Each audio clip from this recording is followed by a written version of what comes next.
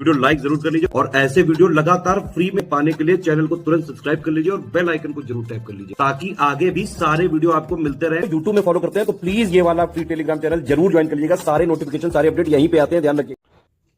नमस्कार दोस्तों, medieval Indian history आज हम लोग देखने वाले हैं पूरे सिलेबस का निचोड़, मोस्ट इंपॉर्टेंट 50 सवालों को। ठीक है, इससे आपका क्या होगा, ये सारे स्टेटमेंट वाइज है।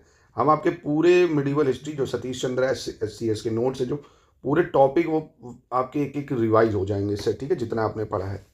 चलिए फिर देर किस बात की, पहला प्रश्न देखते हैं। इसमें से आपको गलत बताना है, कौन सा गलत है। प्राचीन रोमन साम्राज्य के पूर्वी भाग की राजधानी बेंजतीन या कुस्तुतुनिया में थी। इस साम्राज्य को बेंजतीनी साम्राज्य कहा जाता था। इसमें पूर्वी यूरोप का अधिकांश भाग तथा साथ ही आधुनिक तुर्की, सीरिया और मिस्र समेत उत्तरी अफ्रीका शामिल थे। बेंजतीनी साम्राज्य ने यूनानी, रोम सभ्यता और अफ्रीकी जगत के बीच एक पुल का भी काम किया था और आगे चलकर पश्चिम में यूनानी ज्ञान विज्ञान के पुनरुत्थान में सहायता पहुंचाई थी। 15वीं सदी के मध्य में जब कुस्तुतुनिया को तुर्कों ने जीत लिया तो इसका पतन हो गया था। अब यहाँ पे कौन सा गलत हो जाएगा भाई, तो यहाँ देखेंगे आप ऑप्शन सी गलत हो जाएगा, क्योंकि जो बेंजनीत एम्पायर था had also serve a bridge between the Greco Roman civilisation and not African. यहाँ पे होना चाहिए था अरब है ना, अरब वर्ल्ड है ना, यानी अरब जगत के बीच एक पुल का कभी काम किया। ठीक है, या अरब होना चाहिए था। क्वेश्चन नंबर 2 देखते हैं, इसमें आपको बताना है कौन सा सही है। कह रहा है feudalism is a derive from the Latin word feudum, the English translation of which is fief. यानी जो फ्यूडलिज्म है ये लैटिन शब्द फ्यूडम से बना है, इसका अंग्रेजी अनुवाद फीफ होता है। फ्यूडल व्यवस्था से दो और विशेषताएं भी जुड़ी हुई हैं। उनमें से एक विशेषता थी सफेडम की, जिसमें सर्फ ऐसा किसान होता था जो जमीन जोतता बोता था पर अपने स्वामी या सरदार की आज्ञा के बिना अपना पेशा नहीं बदल सकता था और किसी और इलाके में नहीं बस सकता था या शादी नहीं कर सकता था।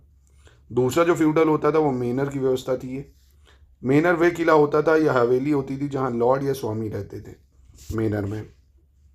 तो यहाँ कौन सा सही है भाई, तो ये चारों सही हो जाएंगे। यहाँ क्वेश्चन नंबर 3 में आते हैं, यहाँ पे भी सही की पहचान करनी है।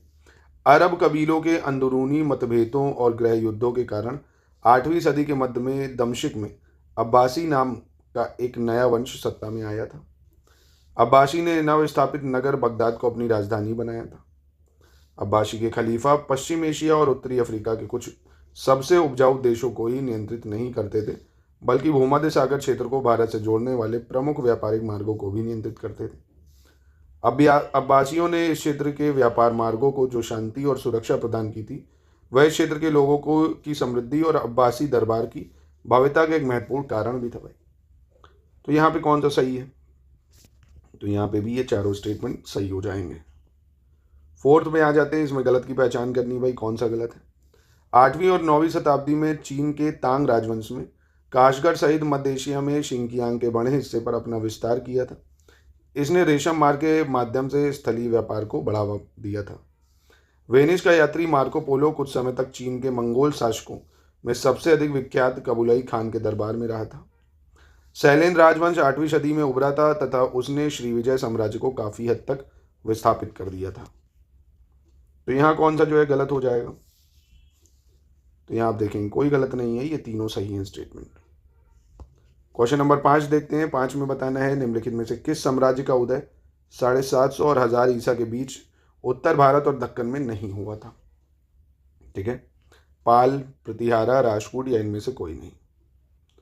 तो 750 से 1000 के बीच आप देखेंगे उत्तर भारत दक्कन में कौन कौन से साम्राज्य उदय हुए थे। तो यहाँ तो भाई ये आप देखेंगे पाल साम्राज्य, ये 9वीं सदी में आया था, 10वीं सदी में ये आया और ये 20वीं टाइम, तो यानी ये तीनों ही हुए थे, इनमें से तो कोई नहीं हो जाएगा, है ना। चलो फिर कह रहा है क्वेश्चन नंबर 6 में सही की पहचान करनी है।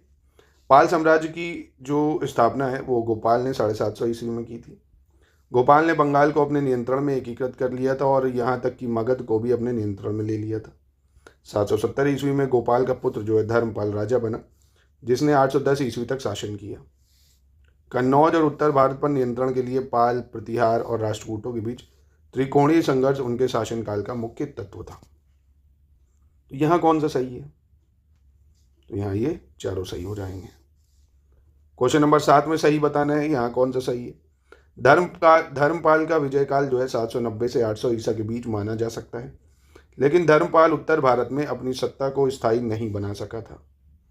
नागभट्ट द्वितीय के काल में प्रतिहारों की जो शक्ति है इसका पुनरुत्थान हुआ था। नालंदा विश्वविद्यालय का धर्मपाल ने पुनरुत्थान करवाया था और उसका खर्च पूरा करने के लिए उसने 200 गांव अलग कर दिए थे। धर्मपाल ने विक्रमशिला विश्वविद्यालय भी स्थापित किया था, जिसकी प्रसिद्धि नालंदा से कुछ ही समय की थी और मतलब कुछ कम नहीं थी उससे, और यह मगध में गंगा के किनारे मनमोहक वातावरण के बीच एक पहाड़ी की चोटी पर स्थित था। तो कौन सा सही है यहाँ? तो ये चारों ठीक हो जाएंगे। क्वेश्चन नंबर 8 देखते हैं, यहाँ पे गलत की पहचान करनी है। गलत कौन सा है? प्रतिहार साम्राज्य का जो वास्तविक संस्थापक है और इस वंश का महानतम शासक है वो भोज था। भोज विष्णु भक्त था और उसने आदि वराह की उपाधि ग्रहण की थी, जो उसके कुछ शिलालेखों पर भी अंकित मिलती है। भोज की मृत्यु 885 ईसा के आसपास हुई। उसके बाद उसका पुत्र महेंद्रपाल प्रथम उसका उत्तराधिकारी बना था, जिसने 908 से 909 ईस्वी तक राज किया था। महेंद्रपाल ने भोज के साम्राज्य को मगध और उत्तर बंगाल तक फैलाया था। उसके शिलालेख काठियावाड़, पूर्वी पंजाब और अवध में भी मिले। तो यहाँ पे कौन सा गलत हो जाएगा? तो यहाँ आप देखेंगे ऑप्शन बी गलत हो जाएगा। क्यों? क्योंकि भोज जो है विष्णु भक्त था, ठीक है। आदिवरा की उपाधि भी उसने ग्रहण की, पर उसके जो शिलालेख हैं उस पर हमें ये मिलता है ये गलत है। जो सिक्के हैं उस पर अंकित मिलता है, शिलालेखों पे नहीं। उसके सिक्कों से हमें ये जानकारी मिलती है, कॉइन से। चलो 9 पे आ जाते हैं। 9 में आपको सही बताना है, कौन सा सही होगा। कह रहा है बगदाद का निवासी अल मसूदी 915 से 916 ईस्वी में गुजरात आया था और राष्ट्रकूट शासकों की भारी शक्ति और प्रतिष्ठा का तथा उनके साम्राज्य की विशालता का वर्णन करता है ये। राजपूत राजाओं में गोविंद तृतीय और अमोघ वर्ष संभवतः सबसे महान थे। एलोरा में चट्टान काटकर बनाया गया और सुप्रसिद्ध शिव मंदिर राष्ट्रकूट राजा कृष्ण प्रथम द्वारा नवीं सदी में बनाया गया था। Famous rock cut Shiva temple at Ellora was build by Rashtrakuta king Krishna one in the 9th century. तो यहाँ पे सही की बात करें अगर तो 2-3 सही है, पहला गलत है, क्योंकि अल मसूदी जो है गुजरात आता है, पर यह डिस्क्राइब करता है प्रतिहारास के बारे में, राजपूत रूलर्स के बारे में नहीं, प्रतिहार शासकों के बारे में बताता है, वर्णन करता है। चलिए क्वेश्चन नंबर 10 पे आ जाते हैं। यहाँ पे आपको सही बताना है कौन सा है, नहीं गलत बताना है, माफ कीजिएगा, कौन सा गलत है। पाल और प्रतिहार साम्राज्यों में प्रत्यक्ष प्रशासित क्षेत्र, भुक्ति और मंडल या विषय ये इसमें विभाजित थे। यानी in the Pala and Pratihara empires the directly administered area were divided into bhukti, जिसको प्रोविंस बोलते थे, मंडल या विश बोलते हैं, जिसको डिस्ट्रिक्ट बोलते थे। राजपूत साम्राज्य में प्रत्यक्ष प्रशासित क्षेत्रों को राष्ट्र, विषय और भुक्ति में विभाजित किया गया था। राष्ट्र का प्रमुख राष्ट्रपति कहलाता था और उसका कार्यभार वही था जो पाल और प्रतिहार साम्राज्य में उपरेख का था। राजपूत और प्रतिहार साम्राज्यों में विषय से छोटी इकाइयों को पत्तल कहते थे। तो यहाँ पे कौन सा भाई गलत हो जाएगा? तो यहाँ गलत हो जाएगा आपका पत्तल बोलते थे हम लोग साम्राज्य में छोटी इकाई को, पर ये पाल और प्रतिहार साम्राज्य में बोलते थे। पाल और प्रतिहार साम्राज्यों में विषय से छोटी इकाई को क्या बोलते थे? पत्तल, ठीक है। क्वेश्चन नंबर 11 में सही बताना है, कौन सा सही होगा आपका। चोल साम्राज्य का उदय 9वीं सदी में हुआ है, चोलास का। चोल साम्राज्य का संस्थापक विजयालया था, जो पहले पल्लवों का सामंत रह चुका था। उसने 850 में तंजौर पर कब्जा किया था। 9वीं सदी के अंत तक चोल कांची के पल्लवों को भी हरा चुके थे और पांड्यों को भी कमजोर कर चुके थे। इस तरह दक्षिण तमिल भूमि तोड़मंडल पर उनका अधिकार हो गया था। कौन सा सही है यहाँ? तो ये चारों ठीक हो जाएंगे। क्वेश्चन नंबर 12 में देखते हैं, यहाँ गलत की पहचान करनी है। राजेंद्र प्रथम के शासनकाल में सबसे उल्लेखनीय कार्यों में से एक कलिंग से होते हुए मद्रास तक का अभियान था, जिसमें चोल सेनाओं ने गंगा को पार किया और 2 स्थानीय राजाओं को हराया था। फिर चोल जो है जनरल के नेतृत्व में यह अभियान 1022 ईस्वी में शुरू किया गया था और महान विजेता समुद्रगुप्त द्वारा अपनाई गई विपरीत दिशा से उसी मार्ग का अनुसरण किया गया था। इस विजय की स्मृति में राजेंद्र प्रथम ने गंगाई कोंड चोला की उपाधि धारण की थी। राजेंद्र प्रथम ने कावेरी नदी के मुहाने के आसपास अपनी नई राजधानी बनाई थी और उनका नाम गंगाई कोंडा चोलापुरम रखा था। तो यहाँ कौन सा जो है गलत हो जाएगा?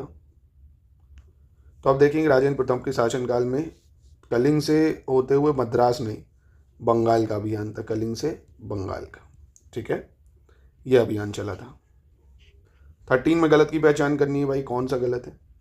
वेनिस का यात्री मार्को पोलो, जो 13वीं सदी में केरल आया था, कहता है कि राजा की मृत्यु पर उसके सभी अंगरक्षक उसकी चिता पर मरते थे, मतलब उसकी चिता पर जल जाते थे, वो भी साथ में अंगरक्षक। हमें चोल साम्राज्य के ग्राम शासन के बारे में अधिक जानकारी है। हम 2 सभाओं का ज्ञान है, जिनको उर तथा सभा या महासभा कहा जाता था। चोल काल में नागपट्टनम जो है वो चीन, श्रीलंका, दक्षिण पूर्व एशिया के नाविकों और अरबों के लिए व्यापार का एक प्रमुख बंदरगाह था। तो यहाँ कौन सा गलत है, तो यहाँ कोई गलत नहीं होगा। 14 पे आते हैं, फिर से गलत की पहचान करनी है।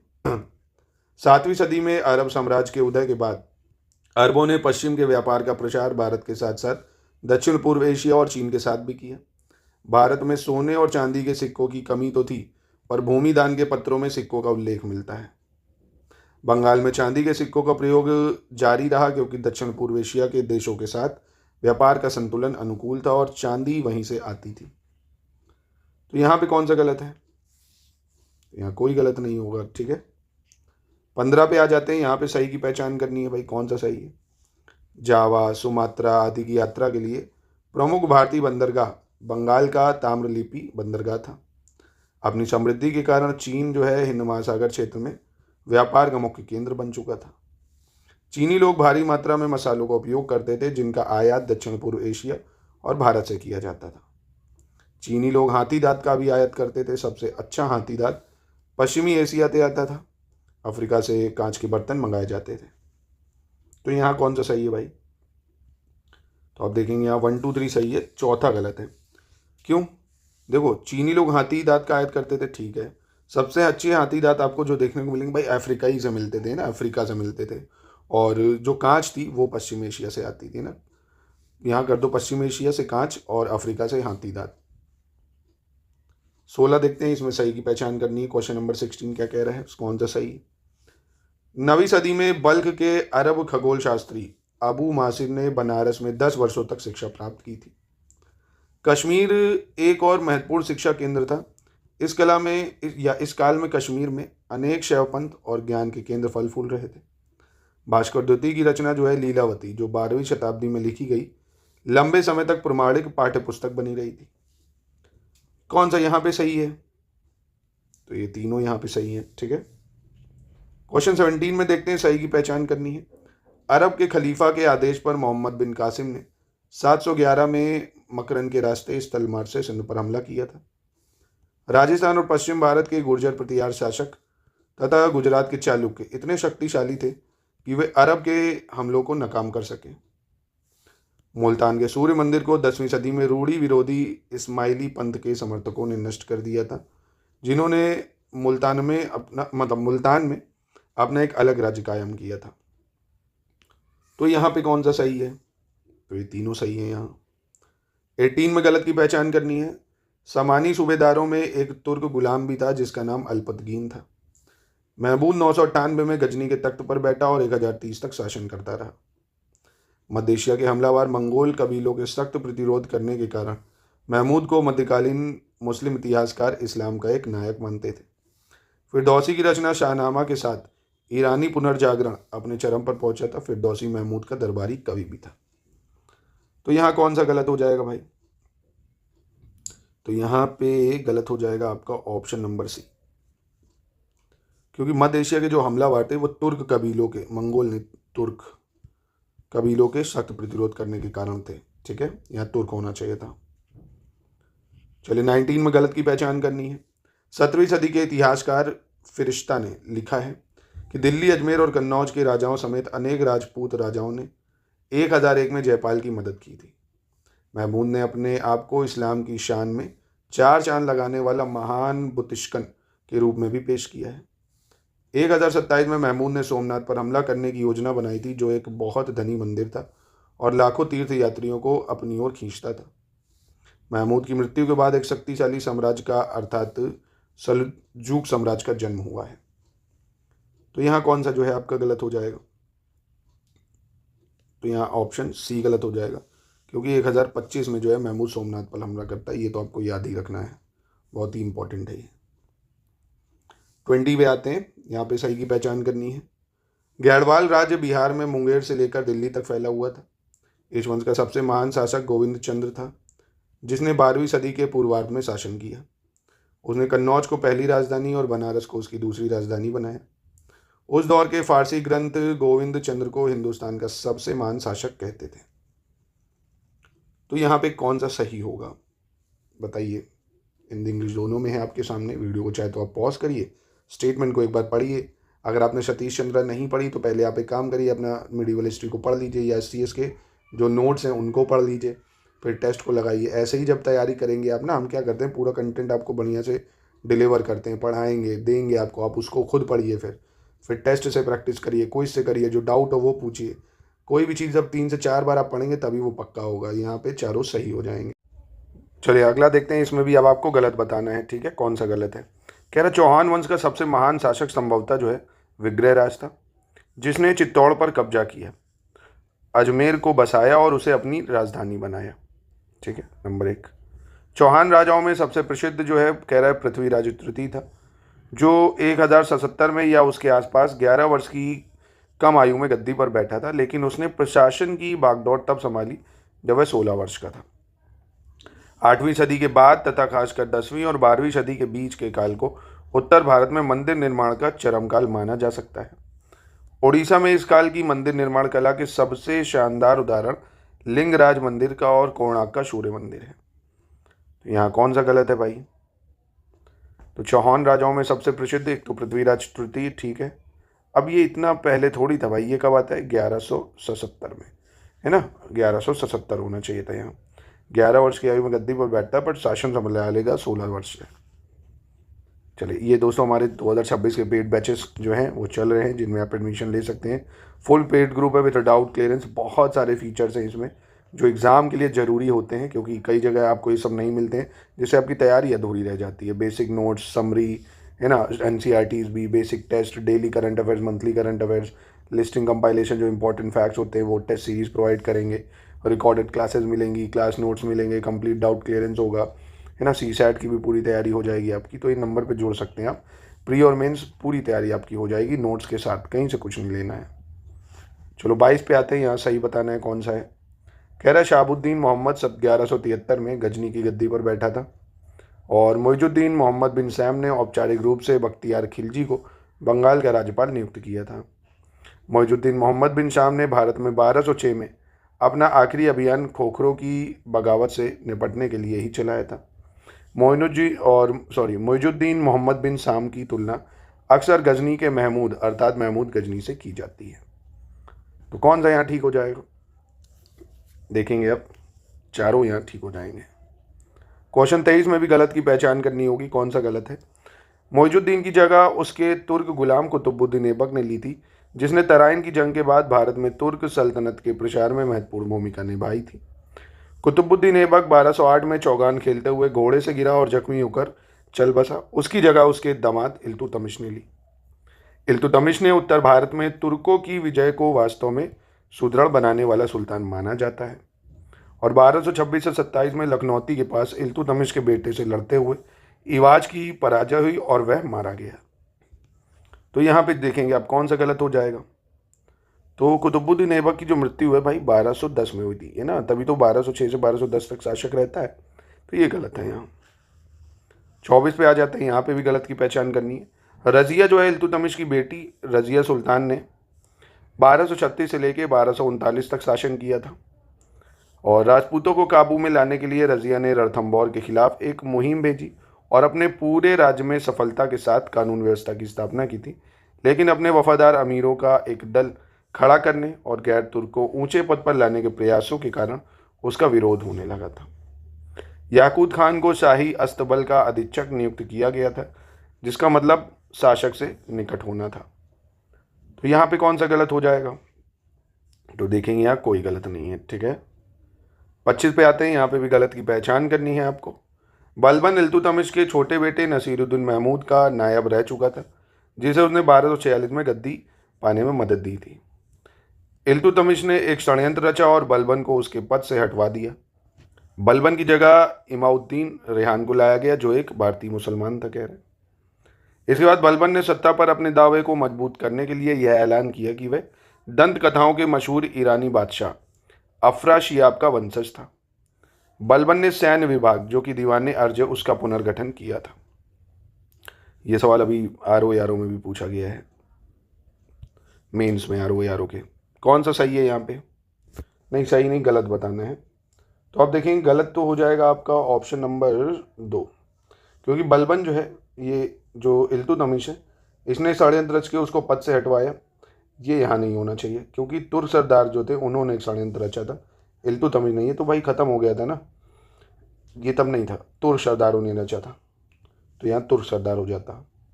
फिर है क्वेश्चन नंबर 26, इसमें आपको गलत पहचानना है। कह रहा है ख्वारिज्मी साम्राज्य के उदय के कारण काबुल, कांधार और गजनी पर गौरैयों का नियंत्रण समाप्त हो गया और ख्वारिज्मी साम्राज्य की सीमा सिंध नदी तक आ गई थी। मंगोल मुखिया चंगेज खान का आगमन, जो स्वयं को गर्व के साथ खुदा का कहर कहा करता था।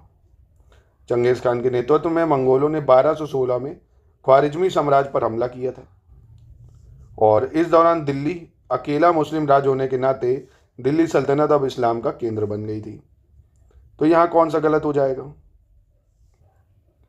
तो यहाँ आप देखेंगे ऑप्शन सी गलत है।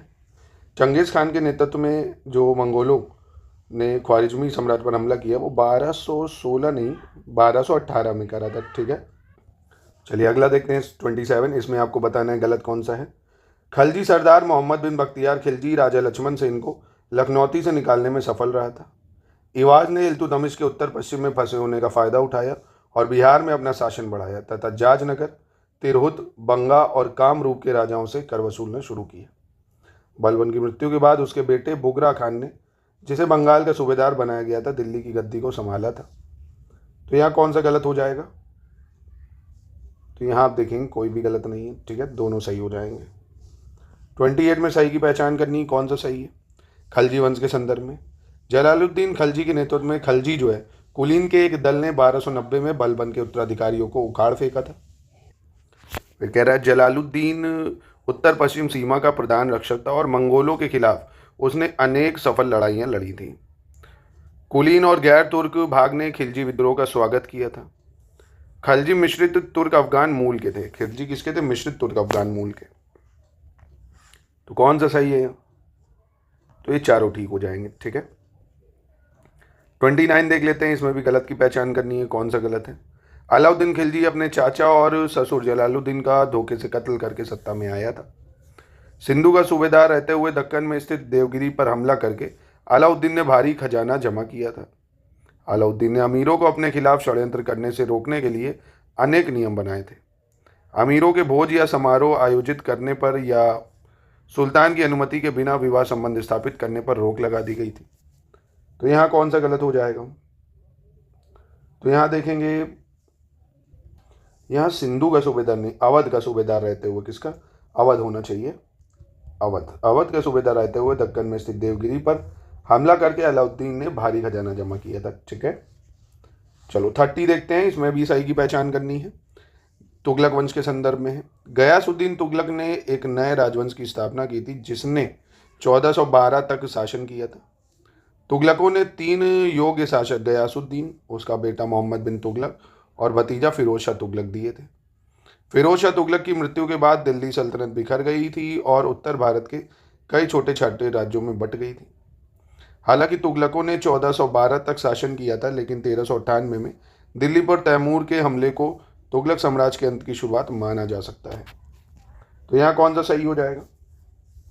तो ये चारों सही हो जाएंगे। ठीक है, चलो 31 देख लेते हैं। यहाँ पे भी गलत की पहचान करनी है, कौन सा गलत है? 1309 और 1311 के बीच मलिक कफूर ने दक्षिण भारत में 2 अभियानों का नेतृत्व किया था। एक तो तेलंगाना क्षेत्र में वरंगल और दूसरा द्वार समुद्र, मालाबार और मदुरै था। 1299 ईस्वी के आरंभ में अलाउद्दीन खिलजी के सुप्रसिद्ध सिपह सलारों में से 2 की कमान में एक सेना राजस्थान के रास्ते गुजरात पर चढ़ाई थी। अलाउद्दीन के सत्तारोहण के बाद 15 वर्षों के अंतराल में दिल्ली सल्तनत की सेनाओं ने न केवल गुजरात और मालवे पर कब्जा किया और राजस्थान के भी अधिकांश राजाओं को अधीन बनाया था। 1303 में अलाउद्दीन ने चित्तौड़ के किले पर हमला किया था, जिसके दौरान राजपूत स्त्रियों रानी पद्मिनी दूसरी रानियों ने जौहर कर अपना जीवन समाप्त कर लिया था। तो यहाँ पे कौन सा गलत हो जाएगा? तो यहाँ पे आप देखेंगे ऑप्शन नंबर सी गलत हो जाएगा यहाँ पे आपका, क्योंकि अलाउद्दीन के सत्तारोहण के 25 वर्षों के अंतराल के बाद जो है दिल्ली सल्तनत की सेनाओं ने गुजरात मालवा पर कब्जा किया था, 25 वर्षों बाद। ठीक है, चलो 32 इसमें भी गलत की पहचान करनी है, कौन सा गलत है। कह रहा 1311 में राय रामचंद्र जो अलाउद्दीन खिलजी के शासनकाल के दौरान दिल्ली सल्तनत का पक्का वफादार रहा था, उसकी मृत्यु हुई थी। 1324 तक दिल्ली सल्तनत का क्षेत्र मदुरई तक फैल गया था। इस क्षेत्र का आखिरी हिंदू रजवाड़ा दक्षिणी कर्नाटक का काम्पिली था, जिसका 1328 में अधिग्रहण किया गया था। बलबन के शासनकाल के दौरान केंद्रीय सेना में 2 लाख सैनिक थे और अलाउद्दीन खिलजी ने इसे बढ़ाकर 3 लाख कर दिया था। सस्ते अनाज की नियमित आपूर्ति सुनिश्चित करने के लिए अलाउद्दीन खिलजी ने घोषणा की थी कि दोआब क्षेत्र का भू राजस्व यानी यमुना के तट पर मेरठ से लेकर इलाहाबाद के पास कड़ा की सीमा तक सीधे राज को भुगतान किया जाएगा। तो यहाँ पे कौन सा सही होगा आपका, मतलब गलत? तो आप देखेंगे पहला गलत है। यहाँ 1311 नहीं 1315 में जो है इनकी मृत्यु हुई थी राय रामचंद्र की। ठीक है, ठीक है, चलो 33 देखते हैं, इसमें भी गलत की पहचान करनी है आपको। मोहम्मद बिन तुगलक ने देवगिरी को अपनी दूसरी राजधानी बनाना चाहता था ताकि उत्तर भारत पर बेहतर नियंत्रण कर सके। 1327 में मोहम्मद बिन तुगलक ने राजधानी का दिल्ली से जो है वो देवगिरी में तथाकथित स्थानांतरण करवाया। मोहम्मद बिन तुगलक के कार्यकाल के समय ही देवगिरी को दौलताबाद नाम से जाना जाता था और 17वीं सदी के लेखक जो है फिरिश्ता के अनुसार सुल्तान के कुछ सलाहकारों ने दूसरी राजधानी के रूप में उज्जैन का जो नाम है सुझाया था और इसकी स्थिति अनुकूल थी और इसी कारण से प्रसिद्ध राजा विक्रमादित्य ने उसे अपनी राजधानी बनाया था। तो यहाँ पे आप देखेंगे कौन सा गलत होगा भाई। तो मोहम्मद बिन तुगलक देवगिरी को दूसरी राजधानी बनाया, ठीक है। अब ये इसलिए था कि उत्तर भारत को नहीं दक्षिण भारत पर नियंत्रण कर सके, उत्तर भारत पे तो था ही उसका, दक्षिण भारत पर नियंत्रण करने के लिए उसने देवगिरी को दूसरी राजधानी बनाया था। ये गलत है, बाकी ठीक है। चलो 34 में सही की पहचान करनी है, यहाँ पे कौन सा सही है। मोहम्मद तुगलक ने अपने कार्यकाल में सांकेतिक मुद्रा का प्रचलन करवाया था, लेकिन लोगों के द्वारा जाली मुद्रा ढालने से रोकने में असफल होने के कारण मोहम्मद तुगलक ने सांकेतिक मुद्रा को समाप्त कर दिया था। मोहम्मद तुगलक के शासनकाल के आरंभिक वर्षों में अपने नेता तमीशरीन के नेतृत्व में मंगोल सिंध में घुस आए थे। मोहम्मद तुगलक ने दोआब में कृषि और के प्रसार और सुधार की एक योजना आरंभ की थी, जिसके अंतर्गत उसने दीवान आमिर कोही नामक एक नया विभाग स्थापित करवाया था। नया विभाग कौन सा यहाँ पे सही है? दीवान आमिर कोही, भाई ये कृषि विभाग था ना, ये ठीक है। यहाँ पे तीनों स्टेटमेंट सही है। क्वेश्चन 35 पे आ जाते हैं, यहाँ पे गलत की पहचान करनी है, कौन सा गलत है। राजस्व विभाग के गठन पर मोहम्मद बिन तुगलक ने बहुत ध्यान दिया था। मोहम्मद बिन तुगलक के काल में राजस्व विभाग मौर्य साम्राज्य के विघटन के बाद भारत में कायम होने वाले सबसे बड़े साम्राज्य के मामलों की देखरेख करने में समर्थ रहा था। गयासुद्दीन तुगलक ने एक धर्मांतरित तैलंग ब्राह्मण मकबूल को खाने जहां की उपाधि प्रदान की थी तथा उसे अपना वजीर चुना, जो पिछले वजीर का नायब रह चुका था। तो कौन सा यहां पे गलत है भाई, बताइए। तो यहाँ गयासुद्दीन तुगलक नहीं है, यहाँ पे होना चाहिए फिरोज शाह तुगलक। ठीक है, जो फिरोज शाह तुगलक था उसने एक धर्मांतरित तैलंग ब्राह्मण मकबूल को खाने जहां की उपाधि दी थी। चलिए अगला देख लेते हैं, इसमें गलत बताना है। दिल्ली सल्तनत की बात कर रहा है, इसमें वजीर के बाद राज्य का जो सबसे ज़रूरी डिपार्टमेंट था वो कह रहा दीवान अर्ज था, जिसको सैन्य विभाग ही था, मतलब दीवान अर्ज सैन्य विभाग था। अर्थात इस विभाग के प्रमुख को आरिज ममालिक कह रहा कहते थे, दीवान अर्ज के प्रमुख को। अलाउद्दीन खिलजी के पास दिल्ली के सभी सुल्तानों में सबसे बड़ी थल सेना थी भाई। थल सेना का मतलब लैंड आर्मी की बात कर रहा है, लार्जेस्ट स्टैंडिंग आर्मी। राज्य के 2 और अत्यंत महत्वपूर्ण जो विभाग थे, दीवान रिसालत और दीवान इंसा थे। दीवान रिसालत कह रहा है इसका हेड ऑफ चीफ सदर होता था और दीवान इंशा रेवेन्यू डिपार्टमेंट से जुड़ा था, ये बता रहे हैं। कौन सा गलत है भाई? तो सबसे पहले तो मैं आपको बताऊं, दीवान ऑप्शन डी गलत है। दीवान इंशा रेवेन्यू डिपार्टमेंट से नहीं जुड़ा था। ये किससे जुड़ा था दीवान इंशा? ये करस्पॉन्डेंस या पत्राचार से कह सकते हो, राजकीय पत्राचार, राजकीय पत्राचार से जुड़ा था। जो सुल्तान और दूसरे देश के शासकों के बीच नहीं पत्राचार होता था, उससे संबंधित था। और दीवाने रिसालत में जो अध्यक्ष होता था वो सदर होता था, है ना, अध्यक्ष होता था एक, वो मुख्य सदर होता था, हेड ऑफ चीफ नहीं। तो ये गलत है। 37 में गलत की पहचान करनी है भाई। कह रहा फिरोज शाह तुगलक ने गुलाम का एक अलग विभाग दीवाने बंदगन बनाया था। उनमें से अनेक को इन शाही कारखानों में काम किया जाता था और इन सभी कार्यकलापों के प्रभावी अधिकारी को वकील दर कहा जाता था। फिरोज शाह तुगलक ने अलग से एक सार्वजनिक निर्माण विभाग भी बना रखा था, जिसने नहरों का तथा उसके सार्वजनिक भवनों का निर्माण कराया था। सल्तनत काल के अंतिम भाग में गांवों को 100 से 84 तक की इकाइयों में समूहबद्ध किया गया था। इन्हें परंपरागत रूप से चौहानिया 84 कहा जाता था। तो यहाँ पे कौन सा भाई गलत हो जाएगा? तो देखेंगे आप, गलत कोई नहीं है, तीनों ठीक हैं। ठीक है, चलो 38 देख लेते हैं भाई। इसमें भी गलत की पहचान करनी है। उत्तरी अफ्रीका के टेंजियर का निवासी इब्न बतूता 14वीं सदी में भारत आया था और 8 वर्षों तक मोहम्मद तुगलक के बारे में दरबार में रहा था। इब्न बतूता ने बताया था कि भारत की मिट्टी इतनी उपजाऊ है कि साल में 2 फसलें पैदा कर सकती हैं तथा धान साल में 3 बार बोया जाता है। इब्न बतूता ने दिल्ली को इस्लामी दुनिया के पूर्वी भाग का सबसे बड़ा नगर कहा था। तो कौन सा यहाँ पे गलत है भाई? तो यहाँ कोई गलत नहीं है। और दोस्तों, हमारे पेड ग्रुप्स की जानकारी आप ले सकते हैं नंबर पे ज्वाइन करके। पूरी 2026 यूपी पीसीएस की तैयारी शुरुआत से अभी भी कर सकते हैं, क्योंकि बहुत समय अब आपको मिल गया। 2027 के लिए जो प्रिपेयर होना चाहते हैं, अभी उनकी एज नहीं हुई है, तो वो भी कर सकते हैं एकदम शुरुआत से तैयारी।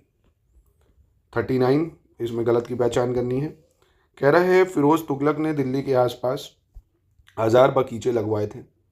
मोहम्मद बिन तुगलक अपने हर अमीर को 2 खिलतें दिया करता था, यानी सम्मान सूचक वस्त्र था ये खिलतें, एक सर्दी के मौसम में और एक गर्मी के मौसम में, और वह हर साल 2 लाख खिलतें प्रदान करता था।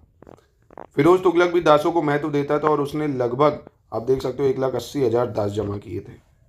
अलाउद्दीन खिलजी के दौर में एक कारीगर की मजदूरी 2 या 3 जीतल प्रतिदिन या 1.5-2 टंके प्रति माह होती थी। कौन सा गलत है? तो फिरोज शाह तुगलक ने दिल्ली के आसपास 1200 बगीचे लगवाए थे। ठीक है, इस बगीचे वगैरह का बड़ा शौकीन था। चलो 40 में गलत की पहचान करनी है भाई। इतिहासकार बर्नी ने भारतीय राज्य को सच्चा इस्लामी राज्य नहीं बल्कि सांसारिक विचारों पर आधारित राज्य माना था। बर्नी के अनुसार जलालुद्दीन खिलजी ने राजधानी और सूबों के मुख्यालय तक में मूर्तियों की सार्वजनिक पूजा होते तथा हिंदू ग्रंथों का सार्वजनिक पाठ होते देखा था। दिल्ली के प्रसिद्ध सूफी संत शेख निजामुद्दीन औलिया ने कहा था, कुछ हिंदू जानते हैं कि इस्लाम सच्चा धर्म है, पर वे इस्लाम कबूल नहीं करते हैं। अल मसूदी ने कहा था कि हिंदुओं के खिलाफ बल प्रयोग का उन पर कोई प्रभाव नहीं पड़ता है। तो कौन सा गलत है भाई यहाँ पे? तो यहाँ आसान है, डी गलत है। ये कहा था बर्नी ने कि हिंदुओं के खिलाफ बल प्रयोग करने जो प्रयोग है उनका उन पर कोई प्रभाव नहीं पड़ता है। ये बर्नी का कहना था, बर्नी। ठीक है, चलिए अगला देख लेते हैं 41। इसमें आपको सही बताना है। अब यहाँ कौन सा सही है? कह रहा 1336 में विजयनगर साम्राज्य की स्थापना हरिहर और बूका ने की थी। एक मुस्लिम विद्रोही को शरण देने के कारण जब कंपीली को मोहम्मद तुगलक ने रौंद डाला, तब ये दोनों भाई कैद हुए और उन्होंने इस्लाम अपनाया और विद्रोहियों से निपटने के लिए वे नियुक्त किए गए थे। शीघ्र ही हरिहर बूका ने अपने नए मालिकों को और उनके धर्म को त्याग दिया और अपने गुरु विद्यारण्य के निर्देश पर वे फिर से हिंदू धर्म में शामिल किए गए और उन्होंने विजयनगर को अपनी राजधानी बनाया। होयसाल राज्य के विघटन का लाभ उठाकर हरिहर और बूका ने अपने रजवाड़े को फैला लिया था और 1343 तक पूरा होयसाल राज्य विजयनगर के शासकों के हाथों में आ चुका था। तो आसान है यहाँ पे, 1 2 3 ठीक है, चौथा गलत है। 1346 तक जो है पूरा होयसाल राज्य विजयनगर के शासकों के अंडर आ चुका था, उनके हाथों में आ चुका था 1346 तक। क्वेश्चन नंबर 42 देख लेते हैं। इसमें गलत की पहचान करनी है। बहमनी साम्राज्य 1349 में अस्तित्व में आया था। एक अफगान दुस्साहसी अलाउद्दीन हसन उसका संस्थापक था। वह गंगू नामक एक ब्राह्मण की सेवा में रहकर ऊपर उठा था और इसलिए हसन गंगू भी कहलाता था। सत्ता संभालने के बाद उसने अलाउद्दीन हसन बहमान शाह की उपाधि धारण की थी। विजयनगर के राजाओं और बहमानी के सुल्तानों के हित 3 अलग अलग थे। क्षेत्र थे तुंगभद्रा का दोआब, कृष्ण गोदावरी का कछार और मराठावाड़ प्रदेश में आपस में टकराते थे। ये 3 अलग अलग जो क्षेत्र थे। तो यहाँ कौन सा गलत है? बहमानी साम्राज्य आप देखेंगे 1347 में अस्तित्व में आता है। कब? 1347 में। ठीक है, 43 देख लेते हैं, इसमें सही की पहचान करनी है। 1367 यानी 1367 में बूका प्रथम ने विवादित तुंगभद्रा दोआब में मुदकल किले पर हमला किया तो उसने एक आदमी को छोड़ा, पूरी छावनी को मौत के घाट उतार दिया था उसने। बहमानी के सुल्तान ने बरसाती मौसम और विजयनगर की सेनाओं के प्रतिरोध के बावजूद तुंगभद्रा को पार किया एवं यह पहला अवसर था जब किसी बहमनी सुल्तान ने स्वयं विजयनगर के क्षेत्र में कदम रखा हो।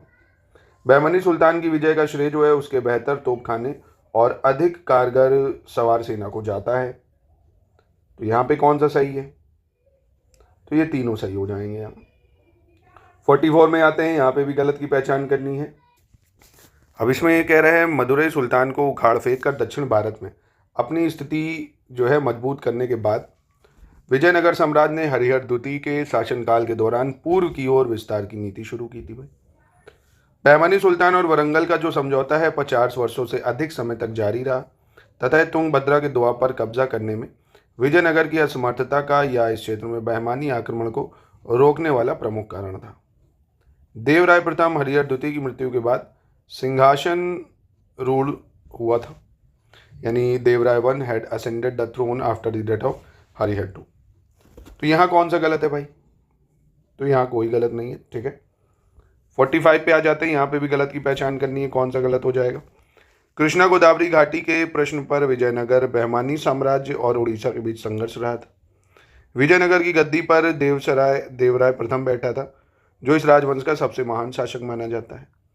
फरिश्ता के अनुसार देवराय द्वितीय का मानना था कि बहमानी सेना की श्रेष्ठता उसके अधिक शक्तिशाली घोड़ों और घुड़सवार धनुर्धारियों की अधिक संख्या के कारण थी। देवराय द्वितीय ने 1443 में तुंगभद्रा को पार किया था और मुद्दल, बांकापुर आदि को फिर से हासिल करने की कोशिश की थी जो कृष्णा नदी के दक्षिण में थे और बहमानी सुल्तानों के हाथों में पड़ गए थे। तो यहाँ कौन सा गलत है?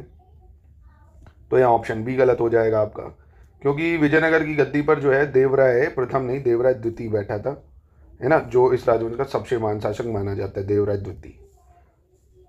चलो अगला देख लेते हैं। निम्नलिखित में से किस लेखक ने कहा था कि किलोन, श्रीलंका, पुलिकट और पेगु और तेनासिरिम के राजाओं ने देवराय द्वितीय को खीराज का भुगतान किया था? तो कौन था ये? निकोलो मनुची, फरनाओ नूनिज, आई इत्सिंग। तो ये था आपका कौन? फरनाओ नूनिज। ठीक है, 47 में सही की पहचान करनी है। यहाँ पे कौन सा सही हो जाएगा आपका? गोवा को आधार बनाकर पुर्तगालियों ने कोलंबो, आचिन यानी सुमात्रा और मलक्का बंदरगाह पर किले बनाए तथा अपनी स्थिति को और मजबूत किया था। पुर्तगालियों ने लाल सागर के मुहाने पर सुकोतरा द्वीप में एक अड्डा भी बनाया था। 1510 में बीजापुर से गोवा को छीनकर अल्बुकर्क ने अपनी नई नीति का आरंभ किया था। यहाँ पे कौन सा सही हो जाएगा? तो ये तीनों ठीक हो जाएंगे यहाँ पे। ठीक है, 48 पे आते हैं, यहाँ पे गलत की पहचान करनी है, कौन सा यहाँ पे गलत होगा। कह रहे हैं दिल्ली में 15वीं सदी के लगभग मध्य से लोदियों की शक्ति के उदय के बाद गंगा यमुना दोआब पर नियंत्रण के लिए उनके और जौनपुर के शासकों के बीच लंबा संघर्ष चला था। विभिन्न क्षेत्रों के विद्रोहों में मोहम्मद तुगलक के उलझे होने के कारण बंगाल 1338 में दिल्ली से फिर अलग हो गया था। लोधी वंश का सबसे मशहूर सुल्तान गयासुद्दीन आजम शाह था और श्री कृष्ण विजय के जो रचयिता हैं सुप्रसिद्ध कवि मालाधार बसु को सुल्तानों ने संरक्षण दिया और उसे गुणराज खाने की या गुणराज खाने की जो उपाधि है वो प्रदान की थी। किसको? गुणराज खान की उपाधि दी थी। The sultan patronize the renowned poet Maladhar Basu और author of Shri Krishna Vijaya also confer the title of Gunaraj Khan. तो यहाँ गलत है आपका ऑप्शन सी। मशहूर जो सुल्तान गयासुद्दीन आजम शाह है ये इलियास वंश का था, कह सकते हैं हम लोग इलियास शाह वंश, है ना, इलियास शाह वंश का जो था उसका था ये। चलिए 49 देख लेते हैं, इसमें भी गलत की पहचान करनी है। अलाउद्दीन हुसैन का शासन बांग्ला भाषा के विकास का सबसे महत्वपूर्ण काल था। मोहम्मद बिन बख्तियार खिलजी के समय से बंगाल के मुस्लिम शासकों ने आधुनिक असम की ब्रह्मपुत्र घाटी को अपने नियंत्रण में लाने के लिए कई प्रयास किए थे। अहोमों का समर्थन पाकर अलाउद्दीन हुसैन शाह ने कामतपुर नगर को नष्ट करके राज्य को बंगाल में मिला लिया था। कौन सा यहाँ गलत होगा? तो यहाँ कोई गलत नहीं होगा। ठीक है, 50 पे आ जाते हैं, गलत की पहचान करनी है। बंगाल पर सल्तनत शासन के दौरान उड़ीसा के गंग शासकों ने राधा की सहायता की थी तथा लखनौती को जीतने की भी प्रयास किए थे।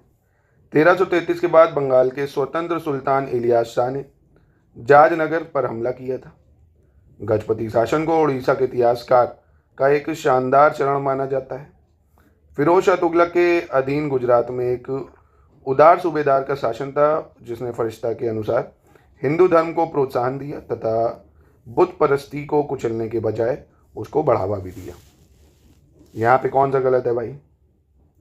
तो यहाँ पे आप देखेंगे, यहाँ 1338 जो है, इसके बाद बंगाल के स्वतंत्र सुल्तान इलियास शाह ने जाजनगर पर हमला किया था। कब? 1338। ठीक है, तो ये शानदार 50 प्रश्नों का पूरे मध्यकालीन भारत का निचोड़ था। एक मध्यकालीन भारत यानी मिडिल हिस्ट्री का टेस्ट अभी और देंगे, रिवीजन कर लीजिएगा। ऐसे ही टेस्ट पूरे आपको हम देते हैं, टेस्ट के साथ एनसीईआरटी के बैचेस, मतलब पूरी तैयारी के लिए notes, test, quiz, current affairs, जितना आपको पीसीएस में सिलेक्शन के लिए चाहिए घर बैठे आप पूरी तैयारी कर सकते हैं। आंसर राइटिंग एकदम शुरुआत से चेकिंग, फीडबैक, प्रॉपर गाइडेंस भी प्रोवाइड कराएंगे आपको।